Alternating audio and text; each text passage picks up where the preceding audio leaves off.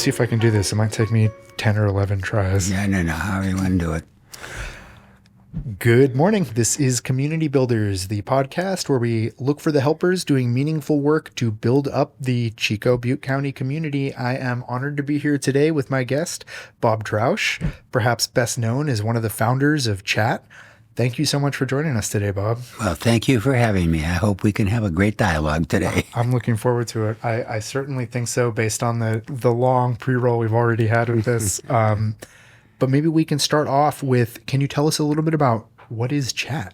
Well, Chat is Chico Housing Action Team, and it came out of our belief that there had to be something be able to be done with the people living on the streets. We knew it would save money, it would save lives. So we started as a volunteer organization because someone came to us and said, hey, there's going to be really cold weather this weekend. This was in November of 2011. Really cold weather this weekend, and there's going to be a lot of people suffering. And so we thought, wow, what are we going to do? So we met at the Peace Center, which is no longer in business here at Chico Peace and Justice Center. And we met there and said, okay, where can we get people? Well, at that time, Dan Everhart, if you know Dan Everhart, who has passed away, said, well, I'm running the Peace Center right now. Let's open up the doors. So that night we had the doors open. We had like 32 people in there. We had the most diverse group of people, from a woman in a cart that we thought she had a baby, and it turns out 2 little dogs, to a young man with a dog who was seriously, unfortunately, mentally ill, but that dog was so well taken care of. So we started learning about homeless people at that specific point. We also had a 92-year-old man who was living on the streets. So the Peace Center was the beginning of Chat, where we actually had formed a place for people to be safe. So out of that became Safe Space. But that was the beginning. But our goal all along was, if you don't house people, you have them in trauma. If you put somebody inside for a while, even like the program where they had, people in motels, you put them in for a while, you put them back out, more trauma. So our goal was to stop that trauma and to stabilize people. And so Safe Space which is still going and is amazing and wonderful, was not the ultimate answer. It's a stopgap, incredibly important, like other things that happen in this community.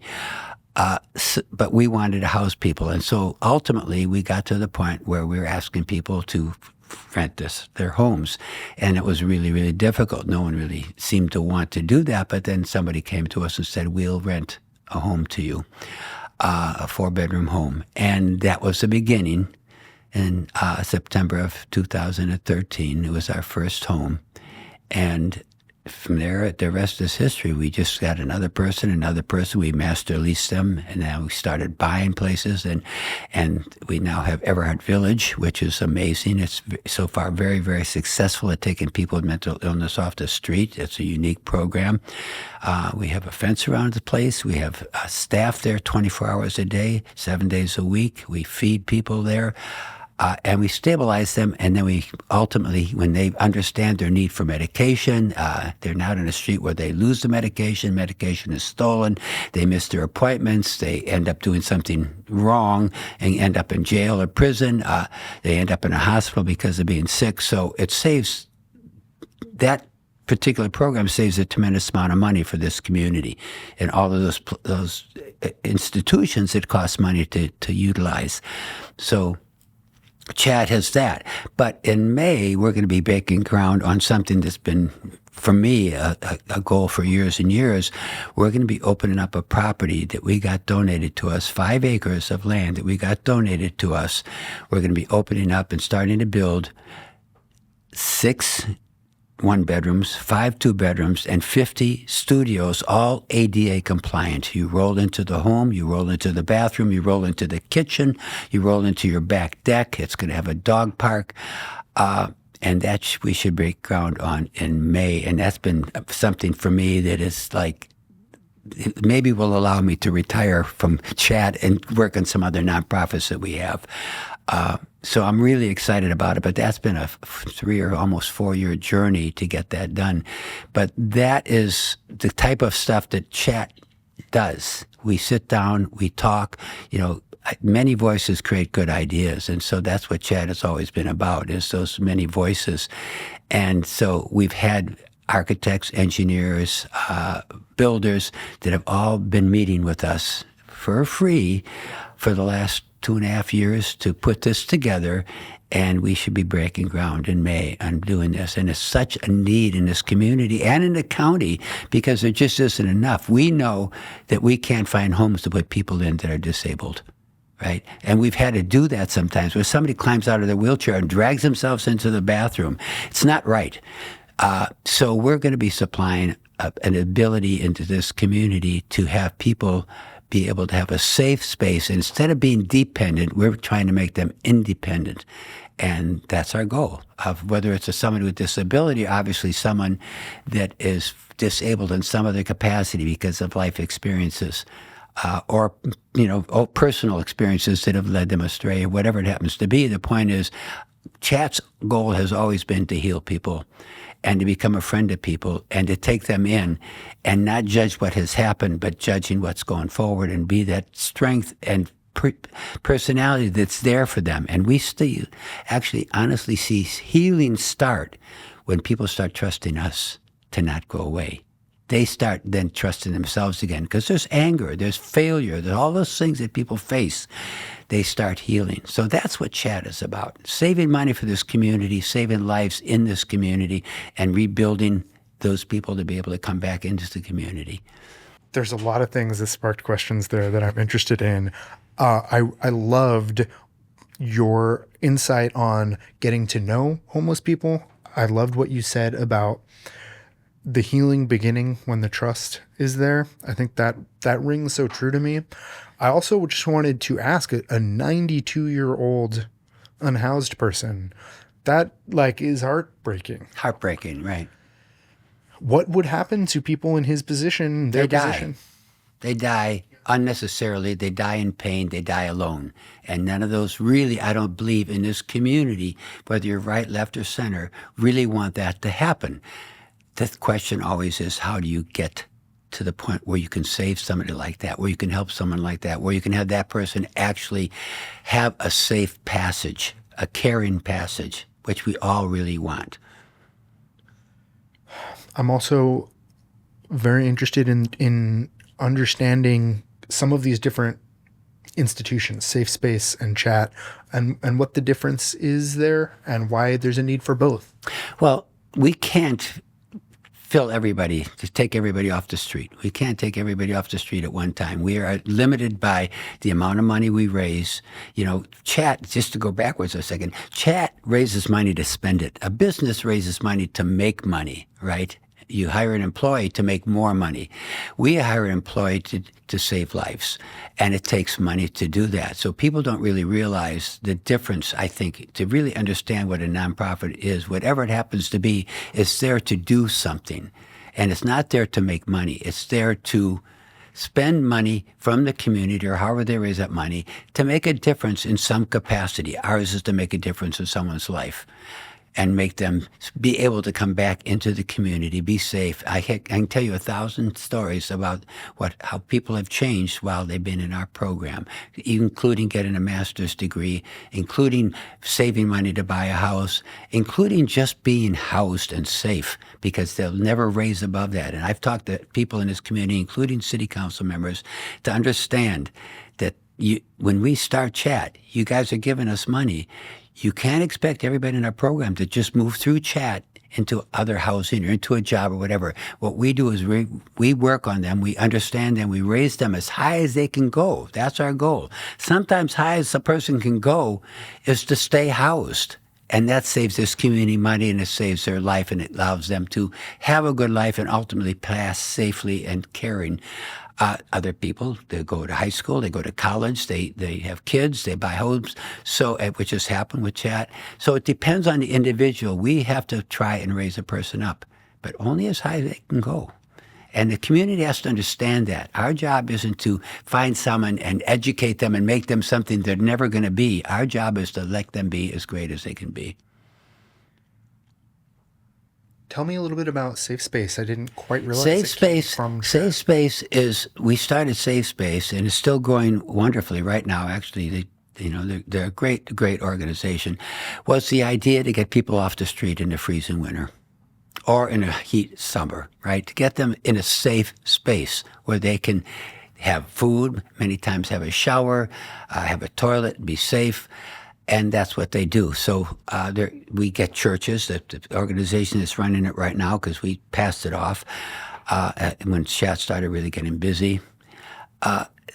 They find a church that is willing to stay there for a week or 2 weeks. They open up the church. People come in at 6 or 7 o'clock at night. They get fed. They get a place to sleep. They have security and safety. And the next morning, they have to go back outside. So it's a nighttime shelter, but a safe one in churches, which is wonderful. We found that initially it was just men. And once people realized it was a safe space, then it was men and women. Then it was men, women, and children and couples. So it's become a safe place for people that have no other place to go in the wintertime. To me, it only makes sense that those sorts of things are necessary in this community. Exactly. And I also completely agree with you that there's a threshold, but there for certain is a base level of compassion, right? And like you alluded to earlier, there'd probably be hard pressed to find someone in the community who thinks a 92-year-old person deserves to be unhoused, right? That's probably not the case, but it makes me wonder, what has the community's reception been? How has Safe Space and Chat been received in Chico and in Butte County? I think there's an incredible amount of respect for Safe Space because they take people again off the street at night. How many calls from the police department, the fire department, how many people go into hospital that are no longer there those nights because we are open, or the Safe Space is open to make sure that those people have a place to go, a place to shower, a place to poop and pee, a place to sleep. All of those things that they get for that night through the cold weather and sometimes in summertime in super hot heat, to be safe. And that's what it's about. They're safe off the street, and the people on the street feel safer. Whether those people are a threat or not, I don't believe they are. Some people do. I think that there's people on the street that are a threat that are not housed. There's the people on the street that are a threat that are housed. We know if you look at the statistics of people who do crimes, it's a cross-section of people in a community. We can focus on the people on the street because we can see them. And so they're visible, and so we see read one story, so we see all the people on the street as that threat. If you look in a home, you look at it anywhere, you find that it's a cross-reference of individuals who commit crimes, and they're not as visible as the people on the street. And I think if people realize that crime is something that's out there, and that we obviously have to respond to it, that it's not just homeless people that are creating crime in this community. It's people across the board that do that. And so we understand that, and we're working with the people that need that help. And many times we can stop them from creating a crime because of being homeless, of whether it's food, water, whatever, toilet, whatever happens to be. We can maybe prevent crimes, and I'm sure we do prevent crimes because of having them in a space that's safe and they have a meal, all the things that we all should have. So we're giving that to them. So we're actually reducing crime through Safe Space. I love that explanation. Can you explain a little bit about maybe the difference between high and low barrier shelters, and do we need them all? Do we just need one? No, we need everything. Oh no, we need tent encampments, managed, absolutely managed. We need facilities in there, just like Chat has with their houses, or Safe Space has in the church. We need those things for so many reasons, because there's a diverse group of individuals living on the street with diverse needs, diverse reasons. Just as people have different jobs, you can't all do one job. Well, you can't target any individual on the street and say, well, all people are like this. They're not. There's a million reasons for that. I have just a quick story. We had a woman living in her vehicle, 19 months in her vehicle with her 8-year-old daughter. She's a criminal, right? She's living in the street. It's illegal. She's sneaking into Chico State to shower her daughter, right? She's a criminal. How is she living, right? She took the back seat out of her van. She lived there for 19 months. We got her into housing. She now has a master's degree, right? Because she had an opportunity. We couldn't judge, and we know now what has happened in her life to put her on the street. We weren't judging that. We were judging, here's a woman with a child that needs a safe space, right? And Chad could put her in. So, and I have, again, story after story that I could tell you about that, that people that have been able to change their lives back to being part of our society because of having a safe space 24/7, 360 days a year. Safe space is a bridge for that for many people. Many people that, especially initially, that came out of safe space ended up in chat because we got to know them. We understood some of the problems because people were started sharing with us. We've had people that were, literally, we had an individual that was in prison for a crime that because of anger at something happened in his life with his wife. He got out of prison early. Somebody was educated. He didn't know where to go. The first night out of prison, he's lost. It's a different world for him, just like prison was. Somebody says there's a what do you call it? A dumpster over there. It just has cardboard in it. Why don't you get in that dumpster? It's warmer in there, and you can spend the night there, right? Well, 3:30 in the morning, a truck comes to pick that dumpster up and dumps him back into the back of the truck. He's in there screaming, and somebody by chance hears him and stops it like 4 times. Broken body, completely broken body. Well, we were able to put him into one of our chat houses. He was a broken young man, totally broken.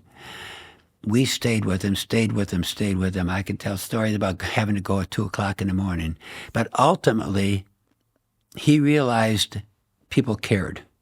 Chat cared. And he became the head of that household, a 5-bedroom house. He became the head of it. He had respect because he was saved, not just from the horrors in his mind of what had happened in his life, but he was saved from thinking that he was a bad person. He had a second chance. And again, chat can represent that as well for people. Many people, a second chance in their life. And he's just one example of a person who turned to being able to help many, many other people because he was obviously intelligent, capable. He had a trauma in his life that led to him doing something that he was ashamed of. But we didn't judge that. We judged the person we saw and person going forward. And then he turned out to be one of our most helpful people for a long time in chat. Your compassion is so evident, and you can feel it speaking with you. It's so clear in your track record of all of the work that you have done. And I'm curious how you got there. And, there's a lot of people in this community, and I'm wondering why you didn't pursue pro BMXing. I don't know if any of us can explain why, in a family, like my family of 5 kids, 3 that didn't make it, but 5 that did make it, and the poverty that go one direction or another direction. I can't explain that. I can only explain me and my mother, who had worked 18, 20 hours a day to keep us alive, who had people over and was feeding people that certainly had way more resources than us. We had neighbors that sometimes met trauma.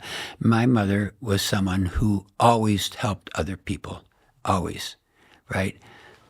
So I don't know if I got that from her because in my mind, because of the poverty and because of the situations I was in, I wanted to be rich. I said, I'm not going to live like this. I'm not going to live with outside toilets that I have to dig. I'm not going to live where I have to go outside in the wintertime and heat hot water in the house and prime a pump so I can have water to drink. And I can't tell you, at one point I started doing that. And at one point something struck me that I know I can make money, but is that all my life is going to be? And I can't explain what happened to me, but it's like, I know I can always make money. So why am I just making money when there's so much other stuff in life? And I started doing things for people. And I don't know, I can't say why that happened. I can't say why it's different than my brothers and my sister, who are very conservative and do not feel that way at all. They think I'm a fool, actually. And so I don't know. I mean, I have all kinds of experience with this. Should go out on this or not? But, my family was Catholic, and I went to catechism. And I remember a life-changing event at 11 years old, just about 12, with a priest named Father Ballweber who talked about black children who could never go to heaven because they were not cleansed. They weren't cleansed. They didn't know about God. They didn't accept God, so they couldn't go to heaven. That had, I think, more of a dramatic impact on me than almost anything in my life because I asked the question, why? And he said, well, their souls aren't clean, Bob. They can't go to heaven. And so for me, I went home that day and I said every swear word that I ever had heard. And I said, if there's a hell, then I should go there too, because that doesn't seem to be right. Now, what made me feel that way, I can't tell you, but I had that experience. And then I stopped going to church. If I was forced, I would just sit. That wasn't probably the intelligent thing to do, but as a 11 to almost 12-year-old, that was what I did, and how I responded to this experience with this priest. Obviously, since that point, I've learned that there's ignorance everywhere. It can be in the church. It can be anywhere. We all have ignorance, all of us. And it wasn't probably handled intelligently, but it was the way this kid handled it, to not understand, not have an answer that made sense. And so that was a big part of my life, because at that point I realized that the rest of grade school and high school and college, I became an advocate for people who were in trauma or who were mistreated, so even though I was trying to get rich, I realized that I was always looking out for people, even in the military. I went in the Marine Corps at 17 to get away, but I had a scholarship. I didn't want it. I wanted to get away from what I was in with the family. And there, the same thing started happening. I started helping people that were not very educated, certain people which was getting me in trouble. But that became my life, and it's still that way. I know I can still make money, but I can also help people. And helping people feels so much better than making money. And it's a gratitude, and it's a sense of belonging to something that is better than yourself. For me, it just makes such a difference to see somebody, even the tears in their eyes, to see somebody who realizes their life can change, that their life can be better, or that someone cares, or that someone is listening. So it's really important. It's always been important for me to really listen. My wife asked me that. She said, "You're so intense when you're talking to someone." It says, because I'm listening to what they're saying, and that they know that I'm listening to what they're saying. And that's really important to me. And so that's kind of been my life, and that's allowed me to start a lot of nonprofits and do things on my own or with other people in the world. So I've even done, search and rescue in foreign countries. I've done a lot of different things around the world that have made me feel better about myself, that I'm doing something maybe like my mom. I don't know. She was an amazing woman that always cared for people who she thought had less, and we had pretty much nothing. So it was always, she was always present. Do you feel that she was someone who also had that superpower that you so clearly have, which is to really listen to people? No, she had love. She had the church and God that was her guider. I don't have that, to be honest. I don't feel I have that. She did have that in spades. She always had the church and the teachings of the true teachings of the church that she adhered to and believed in and lived by till the day she died. And so I think that I don't have that same feeling about religion. I have a sensitivity and a love of spirituality. I don't have the need to be in a church, which sometimes I think that's part of my family's disagreement with me. But I don't have that need. I have nothing against it. I go to different churches. I speak in churches, but I'm not a church goer. My wife is, and I honor her for that. She loves it, and she gets a lot out of it. It's not my thing. Some would say you're too busy doing God's work. I don't know. Who knows? But I'm also curious about when you said you decided you wanted to be rich.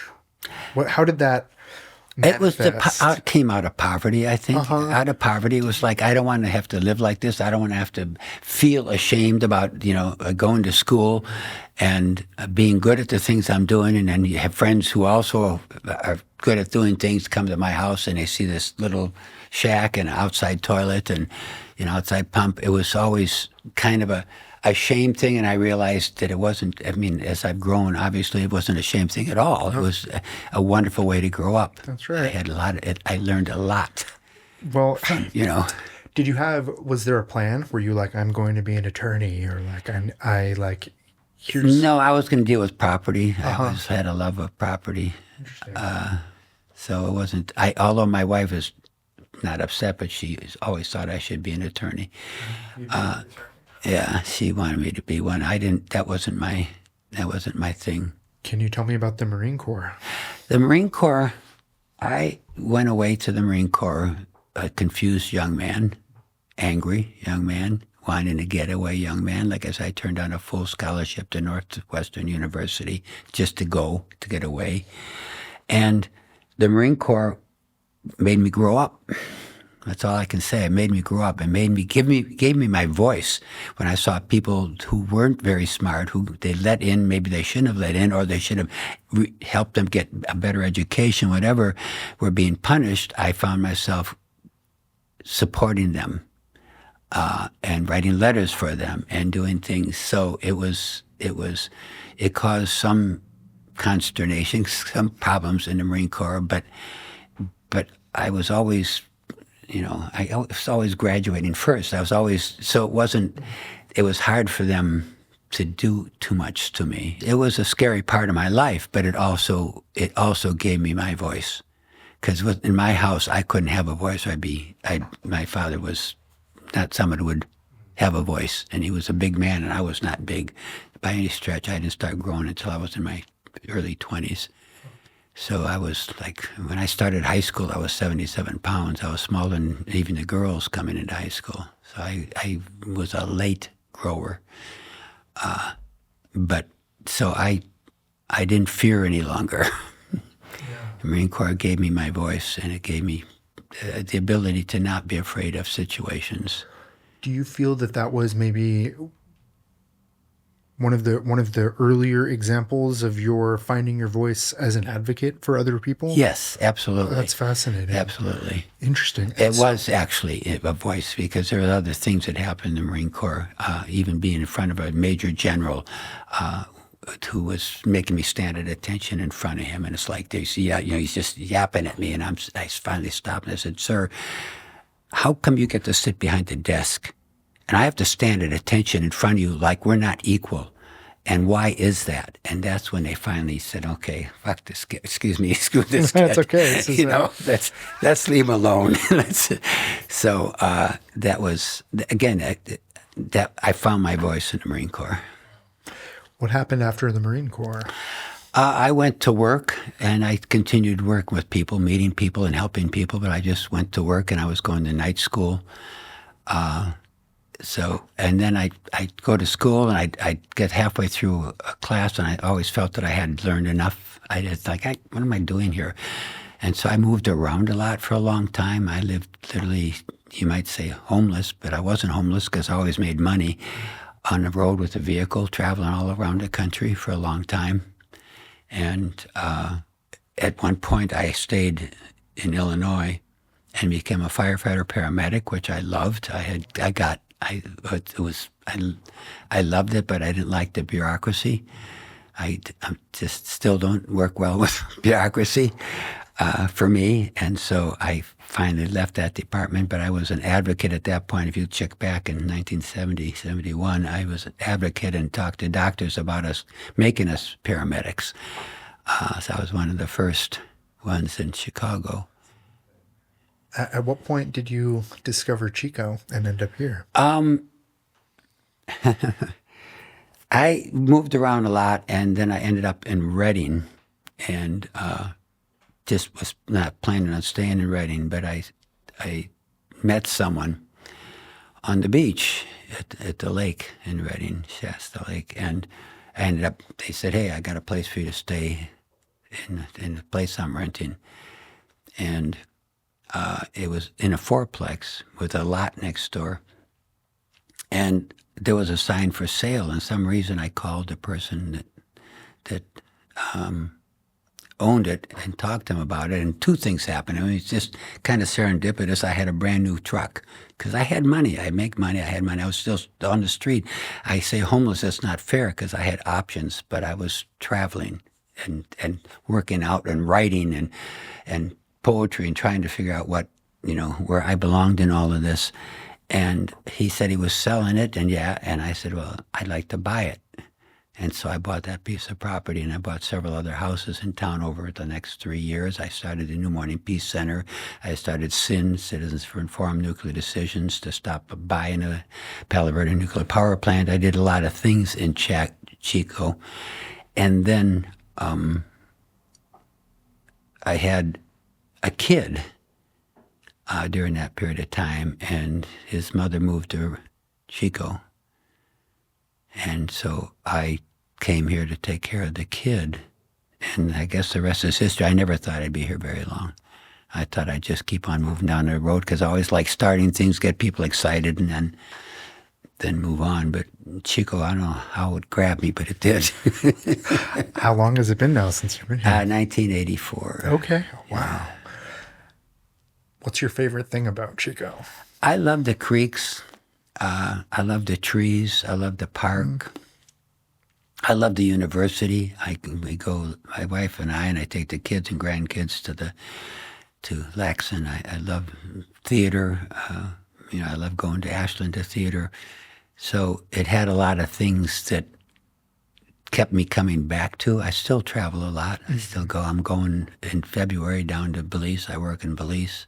I started a nonprofit down there helping kids and bringing kids down and building classrooms and stuff in Belize. So I'm going down there in February to work for a little while. The only, I think, English-speaking, is it Central America? Yeah. Right. It was British Honduras before Belize. It was British came in. There were pirates that owned Belize, and British came in, kicked them out, and they started cutting all the hardwood. And once they had the hardwood cut, they said, oh, it's your country, you can have it. And then it became Belize.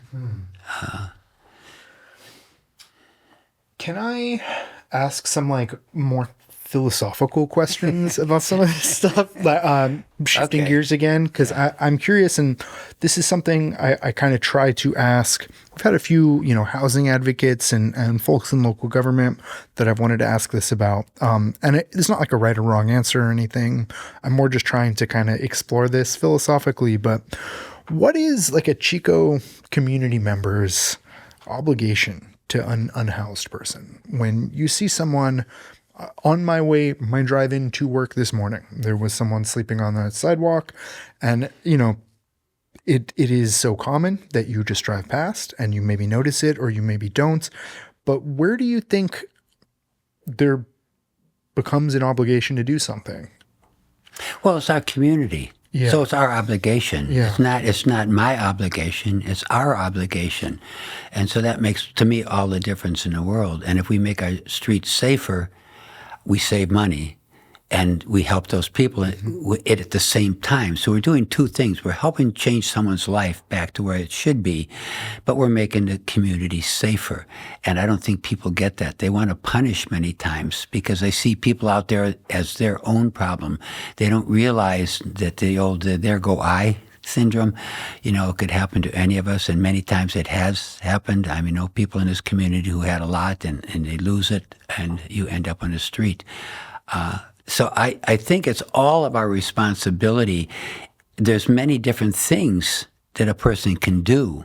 You can befriend someone on the street. You can give them food, and not necessarily money. You can give them food. You can donate to organizations that help. You can go to the city council or the county supervisors and talk to them about solutions for it. But I think it's all of our responsibility to try and make Chico a safer place for us, the people who are housed, and for us, the people who are homeless. And the reason they became homeless is not the consideration. The consideration is, can we change that? And I don't know if that's philosophical enough, but for me, it's a real simple paradigm. If you have something you don't like, if your toilet is backed up, you fix the toilet. You don't blame all the people that pooped in the toilet. You don't. You fix the damn toilet. And I think that we don't do that enough. We blame. Right now I know that they're talking about waiting for the Supreme Court to make a decision about whether we can start punishing people on our streets. I think that's wrong thinking. It should come from within the community. It shouldn't come from without the community. They are not Chicoans. They don't know the problems here. They don't know the people here. We do. And it's our responsibility to deal with that problem in an intelligent way. And the only way to do that is through conversation and picking the minds of the people in this community as to the solutions needed and how to get there. And people don't seem to do that. They line up on one side or the other side. Valley's Edge is another perfect example. We don't talk to each other. Find out if there were any meetings between all the people. There were none. Why? Why was it? I talked to people. Well, they're not going to listen to me. I'll be damned, they would have listened to you. That's right. Because they wanted something, and you want something, they don't listen to you. So why don't we do that? Where has it become that we can't talk to each other, that we have labeled someone who we think thinks differently than us? And I've had people say that since Trump has been elected. I look at people, I wonder if they really voted for him. Well, maybe the other side is saying, I'm sure they probably are, I wonder why they voted for Biden. Don't they get it? So what does that take us? It doesn't take us anywhere. It takes us nowhere. So the important thing is to create that relationship, create that collaboration, create that communication, create that relationship. To me, it's why I think that I've had the relationships I do in this community, because I've taken the time to listen to people, and they've taken the time to listen back to me. And so that's where we need to be in this community. Forget the damn Supreme Court. Let's work in the community and make us the Supreme Court, the supreme rulers of what's happening in our community, not the people outside of this community telling us, yes, you can punish people, or no, you can't punish people. We have the right to make decisions about how to make our streets safe here. I could not agree with that more. And I absolutely love your emphasis on communication and on both sides talking to each other. And I think you're right that there's like a kind of markedly non-philosophical answer. That's right. Right? Where it's like, communicate, take care of the folks in your community, understands that there are going to be needs that some people have the ability to fill. I can make it a little more philosophical, if I may. Well, one thing to say before you do that. Let's think about the fire in L.A. Okay, we send firefighters down there, right? We send food down there. We're all in to help them. In 3 weeks, you won't even hear about it, right? We have to change that thinking as well. At any point, it can happen to us, and it's happened to someone on the street. So why aren't we helping them? Why are we punishing them? Because it's current, and we see it, right, in a different light right now, but the reality is exactly the same. Why aren't we helping the people who are in that crisis now? And here's where it gets a little philosophical. Okay. Because my question is, why are there people who line up on the I want to punish side so vehemently that is their perceived only solution? And it makes it harkens to that I think it was Mark Twain. I'm probably going to butcher this quote, but it's something like, socialism will never come to America because Americans don't see themselves as the oppressed proletariat, but as temporarily embarrassed millionaires. Right. And so we've been sold that. Right. And that to me with these recent fires too, or with honestly not even the recent fires, the fires for the past many, many, many years, it drives home that most people are closer to being a climate refugee than they are to being a billionaire. And yet still there's this like desire to punish folks who, for whatever reason, can't get to a certain level. And why is that? That's a really tough one Yeah. because if we look historically, we do punish people. It's part of our society. I mean, it really is. If you look at the world, you look at Russia, we say Russia is a terrible place, and it is. But do they have as many prisoners as we have that languish in our prisons and our jails? No. Does China? No. We are a litigious and a put them in prison system country. That's how we see that we need to get people straight is punish them.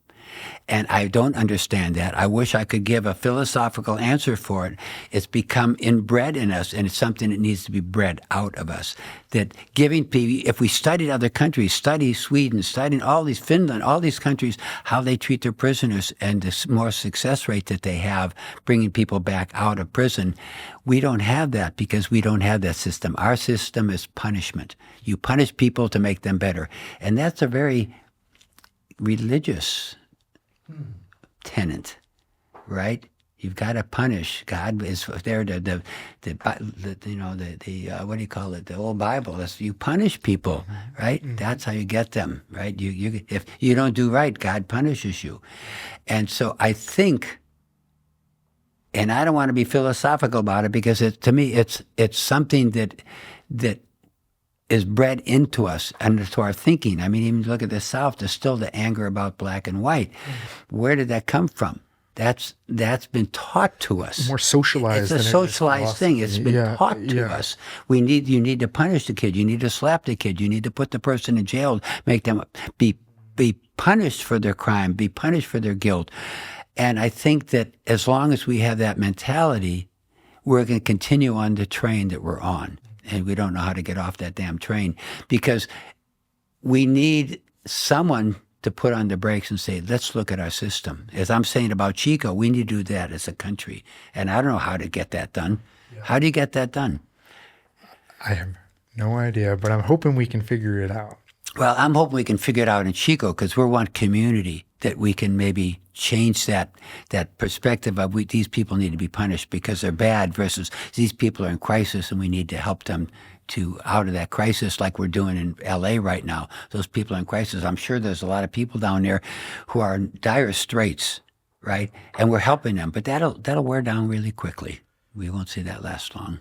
Do you think punishment has any place in our like legal or justice or peacekeeping in our community? Of course.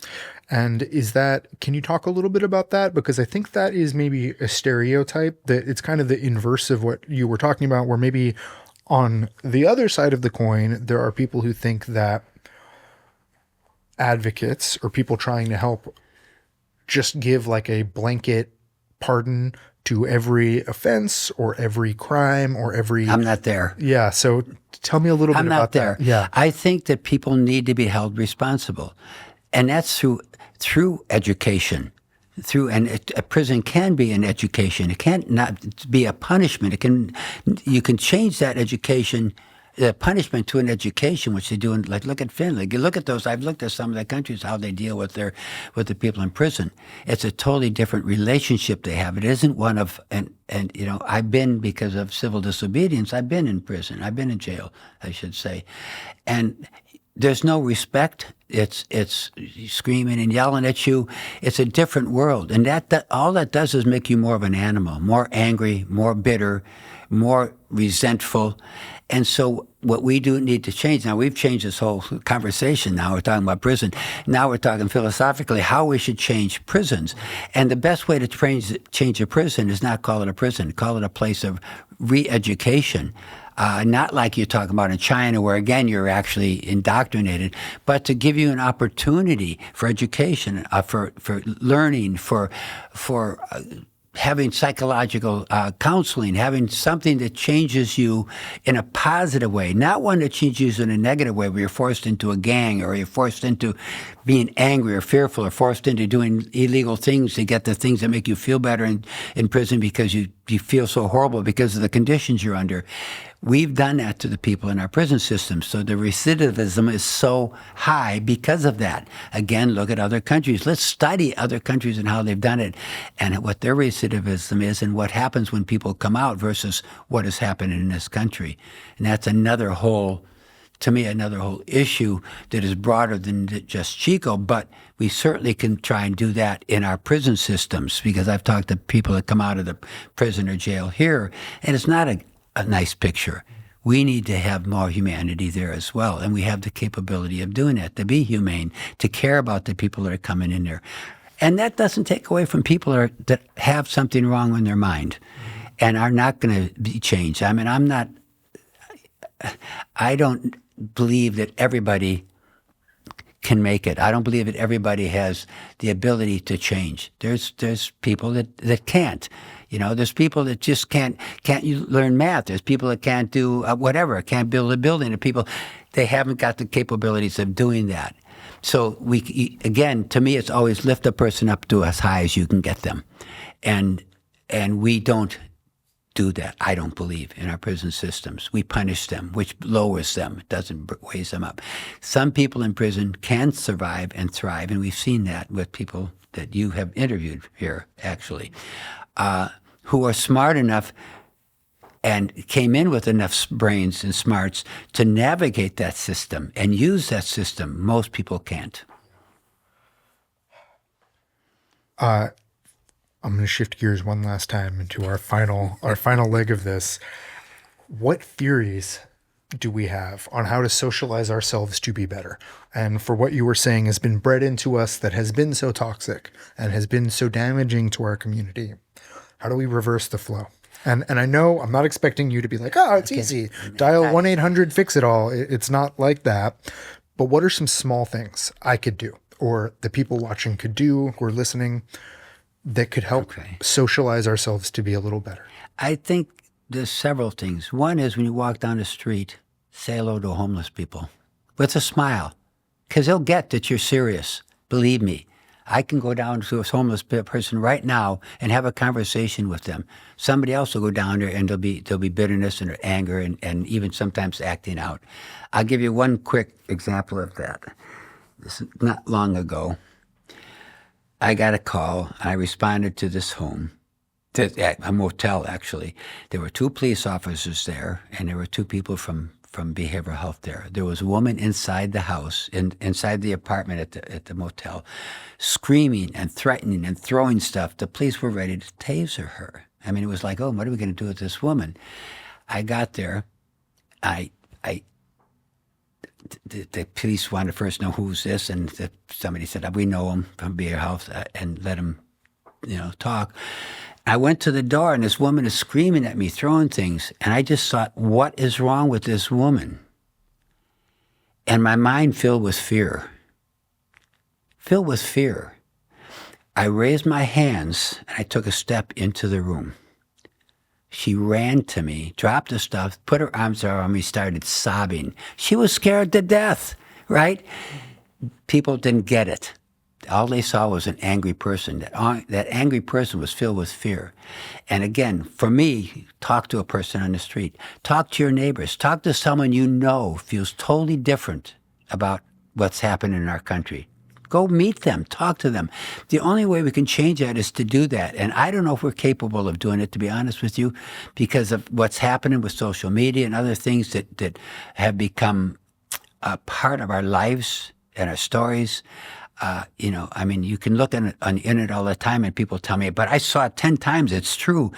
And you know that it isn't true. But if you feed something, that's another thing that I read years and years ago, that if you float a lie for 3 weeks, in the face, and people are really good at that, and media is good at it, in the face of overwhelming truth that is a total lie, 82% will hold on to the lie. So we're kind of like puppets that are on strings, and we have to cut those damn strings. We have to be able to search on our own for truth and say, that doesn't kind of make sense to me. Maybe I need to look for some other sources for this.